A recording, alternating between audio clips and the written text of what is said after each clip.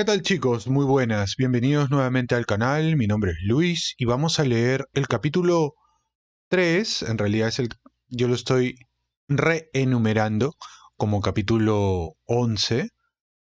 Orwell dividió la obra en dos partes y esta vendría a ser el capítulo 3 de la segunda parte de la obra de Orwell, 1984, una novela distópica cuyos elementos o alguno de ellos o parte de ellos tal vez podríamos verlos en la actualidad reflejados en algunas variables socioculturales. Pero bueno, ya me dirán ustedes en los comentarios si es que les parece que hay algún tipo de similitud, de parecido entre la sociedad que describe Orwell y algunas de las cosas que nosotros estamos viviendo, ¿no?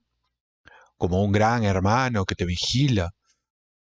Pero bueno, vayamos al texto. Nos habíamos quedado en que Julia, esa chica rebelde, que aparentemente era una espía y que estaba precisamente escudriñando las actividades de Winston, y el propio Winston se encuentran finalmente en un prado apartado en la parte de los outskirts de Londres, una zona de naturaleza abierta y que los mantendría fuera del alcance del Gran Hermano, que con sus telepantallas tiene a toda la ciudadanía, a toda la población, a todos los miembros de este ficticio país controlados.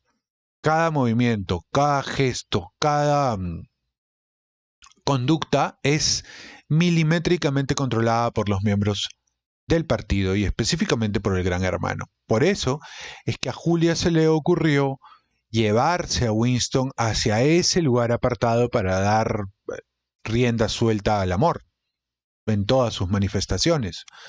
Sin embargo, para Winston, estas expresiones románticas son más bien manifestaciones de rebeldía política, no tanto de amor o amor apasionado como probablemente nosotros podríamos identificarlo, no. Son una manera de rebelarse políticamente en contra del partido, que todo lo maneja, todo lo domina. Bien, vamos a ver cómo es que se va desenvolviendo esta situación en la lectura del siguiente capítulo. Capítulo tercero. Acompáñenme ustedes con la lectura, por favor, si es que pueden, y si no, concéntrense e imagínense el momento. Podemos volver a este sitio, propuso Julia. En general, puede emplearse 2 veces el mismo escondite, con tal de que se deje pasar 1 o 2 meses. En cuanto se despertó, la conducta de Julia había cambiado. Tenía ya un aire prevenido y frío. Se vistió, se puso el cinturón rojo y empezó a planear el viaje de regreso. A Winston le parecía natural que ella se encargara de esto. Evidentemente poseía una habilidad para todo lo práctico que Winston carecía y también parecía tener un conocimiento completo del campo que rodeaba a Londres. Lo había aprendido a fuerza de tomar parte en excursiones colectivas. La ruta que le señaló era por completo distinta de la que él había seguido al venir y le conducía a otra estación. Nunca hay que regresar por el mismo camino de ida, sentenció ella, como si expresara un importante principio general. Ella partiría antes y Winston esperaría media hora para emprender la marcha a su vez. Había nombrado Julia un sitio donde podían encontrarse después de trabajar, 4 días más tarde. Era una calle en uno de los barrios más pobres, donde había un mercado con mucha gente y ruido. Estaría allí, entre los puestos, como si buscara cordones para los zapatos o hilo de coser. Si le parecía que no había peligro, se llevaría el pañuelo a la nariz cuando se acercara Winston. En caso contrario, sacaría el pañuelo, Él pasaría a su lado sin mirarla, pero con un poco de suerte, en medio de aquel gentío, podrían hablar tranquilos durante un cuarto de hora y ponerse de acuerdo para otra cita. Ahora tengo que irme, dijo la muchacha, en cuanto vio que él se había enterado bien de sus instrucciones. Debo estar de vuelta a las 19:30. Tengo que dedicarme 2 horas a la Liga Antisex, repartiendo folletos o algo por el estilo. ¿Verdad que es un asco? Sacúdeme con las manos. ¿Estás seguro de que no tengo briznas en el cabello? Bueno, adiós, amor mío, adiós. Se arrojó en sus brazos y lo besó casi violentemente, y poco después desaparecía por el bosque sin hacer apenas ruido. Incluso ahora seguía sin saber cómo se llamaba de apellido ni dónde vivía. Sin embargo, era igual, pues resultaba inconcebible que pudieran citarse en lugar cerrado ni escribirse. Nunca volvieron al bosquecillo. Durante el mes de mayo, solo tuvieron una ocasión de estar juntos de aquella manera. Fue en otro escondite que conocía Julia, el campanario de una ruinosa iglesia en una zona casi desierta, donde una bomba atómica había caído 30 años antes. Era un buen escondite, una vez que se llegaba allí, pero era muy peligroso el viaje. Aparte de eso, se vieron por las calles en un sitio diferente cada tarde y nunca más de media hora cada vez. En la calle era posible hablarse de cierta manera, mezclados con la multitud, juntos pero dando la impresión de que era el movimiento de la masa lo que les hacía estar tan cerca, y teniendo buen cuidado de no mirarse nunca, podían sostener una curiosa e intermitente conversación que se encendía y apagaba como los rayos de luz de un faro. En cuanto se aproximaba un uniforme del partido o caía cerca de una telepantalla, se callaban inmediatamente y reanudaban la conversación minutos después, empezando a la mitad de una frase que habían dejado sin terminar, y luego volvían a cortar en seco cuando les llegaba el momento de separarse. Al día siguiente seguían hablando sin más preliminares. Julia parecía estar muy acostumbrada a esta clase de conversación, que ella llamaba hablar por folletones. Tenía además una sorprendente habilidad para hablar sin mover los labios.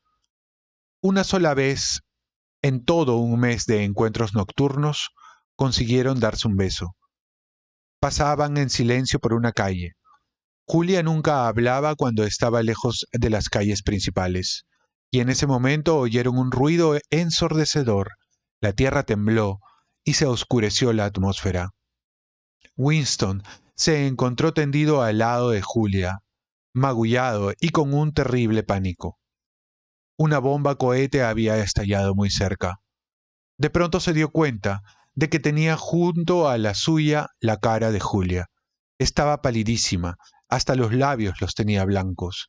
No era palidez, sino una blancura de sal. Winston creyó que estaba muerta. La abrazó en el suelo y se sorprendió de estar besando un rostro vivo y cálido. Es, es que se le había llenado la cara del yeso pulverizado por la explosión. Tenía la cara completamente blanca.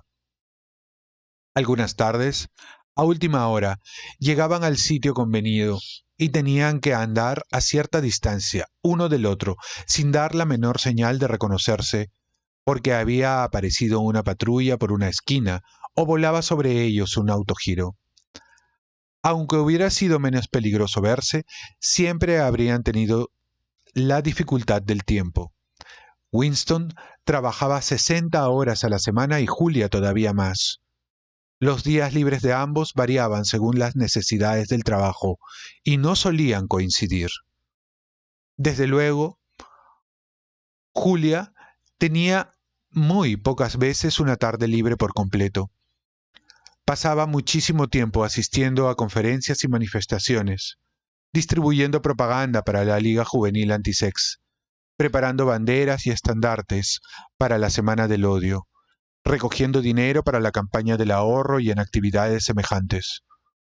Aseguraba que merecía la pena darse ese trabajo suplementario. Era un camuflaje. Si se observaban las pequeñas reglas, se podían infringir las grandes.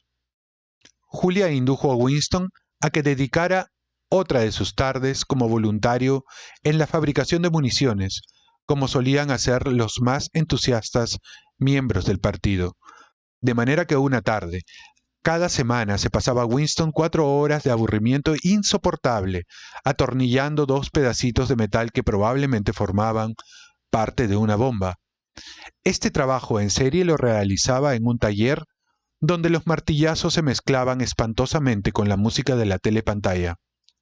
El taller estaba lleno de corrientes de aire y muy mal iluminado.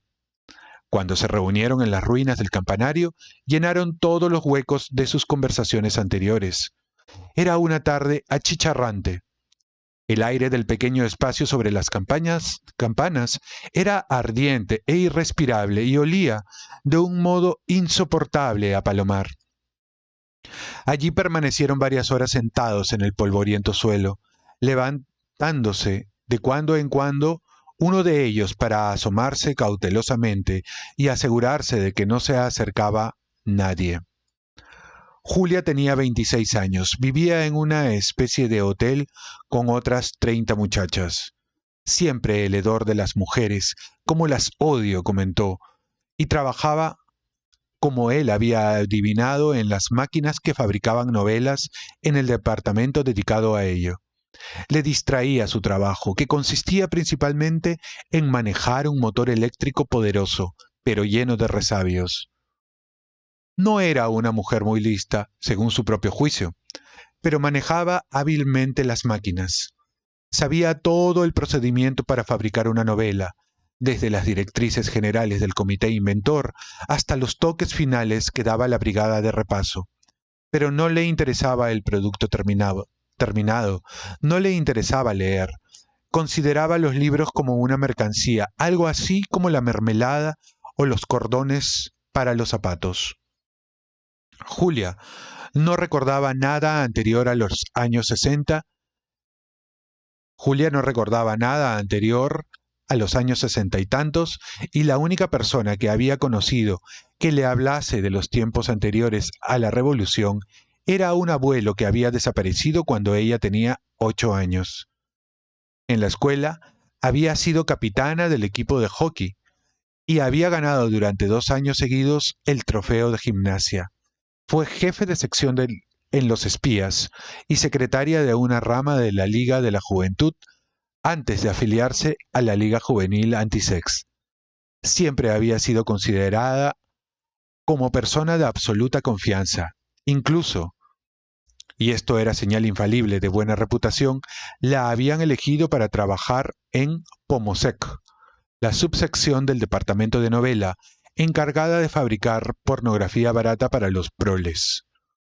Allí había trabajado un año entero ayudando a la producción de libritos que se enviaban en paquetes sellados y que llevaban títulos como Historias deliciosas o Una noche en un colegio de chicas, que compraban furtivamente los jóvenes proletarios, con lo cual se les daba la impresión de que adquirían una mercancía ilegal. ¿Cómo son esos libros?, le preguntó Winston por curiosidad. Pues una porquería. Son de lo más aburrido. Hay solo 6 argumentos. Yo trabajaba únicamente en los calidoscopios. Nunca llegué a formar parte de la brigada de repaso. No tengo disposiciones para la literatura. Sí, querido, ni siquiera sirvo para eso. Winston se enteró con asombro de que en la Pornosec, excepto el jefe, no había más que chicas. Dominaba la teoría que los hombres, por ser menos capaces que las mujeres de dominar su instinto sexual, se hallaban en mayor peligro de ser corrompidos por las suciedades que pasaban por sus manos. Ni siquiera permiten trabajar allí a mujeres casadas, añadió. Se supone que las chicas solteras son siempre muy puras.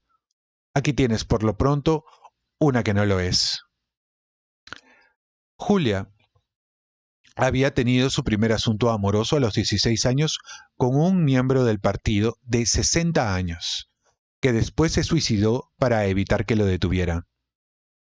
Fue una gran cosa, dijo Julia, porque, si no, mi nombre se habría descubierto al confesar él. Desde entonces se habían sucedido varios otros. Para ella la vida era muy sencilla. Una lo quería pasar bien. Ellos, es decir, el partido, trataban de evitarlo por todos los medios, y una procuraba burlar las prohibiciones de la mejor manera posible. A Julia le parecía muy natural que ellos le quisieran evitar el placer y que ella, por su parte, quisiera librarse de que la detuvieran. Odiaba al partido y lo decía con las más terribles palabrotas, pero no era capaz de hacer una crítica seria de lo que el partido representaba. No atacaba más que la parte de la doctrina del partido que rozaba con su vida. Winston notó que Julia no usaba nunca palabras de neolengua, excepto las que habían pasado al habla corriente. Nunca había oído hablar de la hermandad y se negó a creer en su existencia. Creía estúpido pensar en una sublevación contra el partido. Cualquier intento en ese sentido tenía que fracasar. Lo inteligente le parecía burlar las normas y seguir viviendo a pesar de ello. Se preguntaba cuántas habría como ella en la generación más joven, mujeres educadas en el mundo de la revolución, que no habían oído hablar de nada más, aceptando al partido como algo de imposible modificación, algo así como el cielo, y que sin rebelarse contra la autoridad estatal, la eludían, lo mismo que un conejo puede escapar de un perro. Entre Winston y Julia no se planteó la posibilidad de casarse. Había demasiadas dificultades para ello. No merecía la pena perder tiempo pensando en esto. Ningún comité de Oceanía autorizaría este casamiento, incluso si Winston hubiera podido librarse de su esposa Catherine. ¿Cómo era tu mujer? Era, ¿conoces la palabra piensa bien? Es decir, ortodoxa por naturaleza, incapaz de un mal pensamiento. No, no conozco esa palabra, pero sí la clase de persona a que te refieres. Winston empezó a contarle la historia de su vida conyugal, pero Julia parecía saber ya todo lo esencial de este asunto. Con Julia no le importaba hablar de esas cosas. Catherine había dejado de ser para él un penoso recuerdo, convirtiéndose en un recuerdo molesto. Lo habría soportado si no hubiera sido por una cosa, añadió, y le contó la pequeña ceremonia frígida que Catherine le había obligado a celebrar la misma noche cada semana. Le repugnaba, pero por nada del mundo lo habría dejado de hacer. No te puedes figurar cómo le llamaba a aquello. Nuestro deber para con el partido, dijo Julia inmediatamente. ¿Cómo lo sabías? Querido, también yo he estado en la escuela. A las mayores de 16 años les dan conferencias sobre temas sexuales una vez al mes. Y luego, en el movimiento juvenil, no dejan de grabarle a una esas estupideces en la cabeza. En muchísimos casos da resultado. Claro que nunca se tiene la seguridad porque la gente es tan hipócrita. Y Julia se extendió sobre este asunto. Ella lo prefería todo a su propia sexualidad.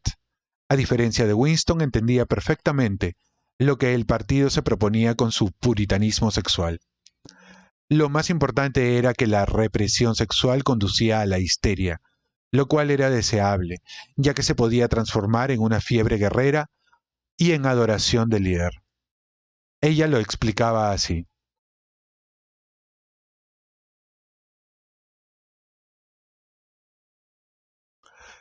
Cuando haces el amor, gastas energías y después te sientes feliz y no importa nada.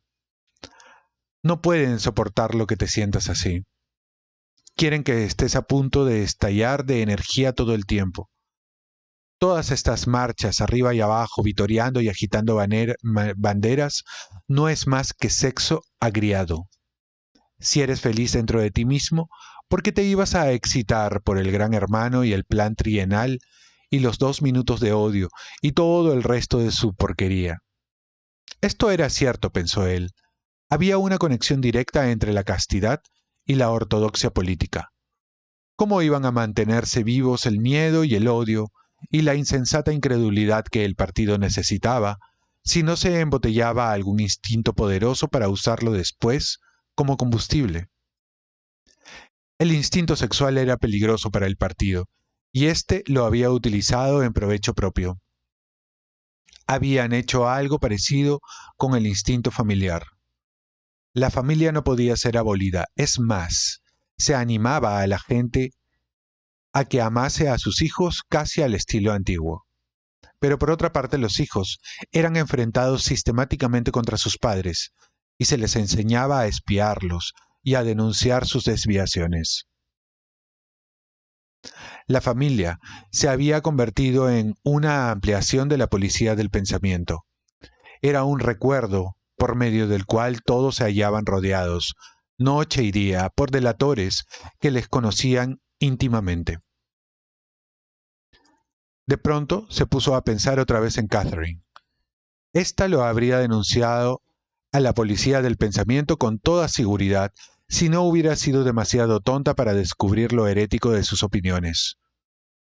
Pero lo que se la hacía recordar en este momento era el agobiante calor de la tarde que le hacía sudar. Empezó a contarle a Julia algo que había ocurrido, o mejor dicho, que había dejado de ocurrir en otra tarde tan calurosa como aquella, 11 años antes. Catherine y Winston se habían extraviado durante una de aquellas excursiones colectivas que organizaba el partido. Iban retrasados y por equivocación doblaron por un camino que los condujo rápidamente a un lugar solitario. Estaban al borde de un precipicio. Nadie había allí para preguntarle. En cuanto se dieron cuenta de que se habían perdido, Catherine empezó a ponerse nerviosa. Hallarse alejada de la ruidosa multitud de excursionistas, aunque solo fuese durante un momento, le producía un fuerte sentido de culpabilidad. Quería volver inmediatamente por el camino que habían tomado por error y empezar a buscar la dirección contraria. Pero en aquel momento Winston descubrió unas plantas que le llamaron la atención. Nunca había visto nada parecido y llamó a Catherine para que las viera. Mira, Catherine, mira esas flores, allí al fondo. ¿Ves que son de 2 colores diferentes? Ella había empezado ya a alejarse, pero se acercó un momento, a cada instante más intranquila. Incluso se inclinó sobre el precipicio para ver dónde señalaba Winston. Él estaba un poco más atrás y le puso la mano en la cintura para sostenerla. No había nadie en toda la extensión que se abarcaba con la vista. No se movía ni una hoja, y ningún pájaro daba señales de presencia. Entonces pensó Winston que estaban completamente solos, y que en un sitio como aquel había muy pocas probabilidades de que tuvieran escondido un micrófono, e incluso si lo había, solo podría captar sonidos. Era la hora más cálida y soñolienta de la tarde. El sol deslumbraba, y el sudor perlaba la cara de Winston. Entonces se le ocurrió que... ¿Por qué no le diste un buen empujón?, dijo Julia. Yo lo habría hecho. Sí, querida, yo también lo habría hecho si hubiera sido la misma persona que ahora soy. Bueno, no estoy seguro. ¿Lamentas ahora haber desperdiciado la ocasión? Sí, en realidad me arrepiento de ello. Estaban sentados muy juntos en el suelo. Él la apretó contra sí. La cabeza de ella descansaba en el hombro de él, y el agradable olor de su cabello dominaba el desagradable hedor a palomar. Pensó Winston que Julia era muy joven, que esperaba todavía bastante de la vida y, por tanto, no podía comprender que empujar a una persona molesta por un precipicio no resuelve nada. Habría sido lo mismo, dijo. Entonces, ¿por qué dices que sientes no haberlo hecho? Solo porque prefiero lo positivo a lo negativo. Pero en este juego que estamos jugando no podemos ganar. Unas clases de fracaso son quizá mejores que otras. Eso es todo. Notó que los hombros de ella se movían disconformes. Julia siempre lo contradecía cuando él opinaba en este sentido. No estaba dispuesta a aceptar como ley natural que el individuo está siempre vencido. En cierto modo comprendía que también ella estaba condenada de antemano y que más pronto que tarde la policía del pensamiento la detendría y la mataría.